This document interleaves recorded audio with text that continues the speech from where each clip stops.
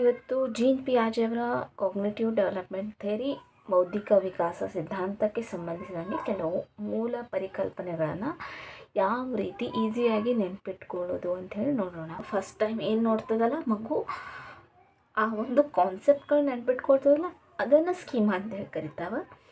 ಈ ಸ್ಕೀಮಾ ಪರಿಸರದ ಅಂತರ್ಕ್ರಿಯೆಗೆ ತಕ್ಕಂತೆ ಬದಲಾವಣೆ ಆಗ್ತಾ ಹೋಗ್ತದೆ, ಅದನ್ನು ಹೊಂದಾಣಿಕೆ ಅಂಥೇಳಿ ಕರಿತೀವಿ.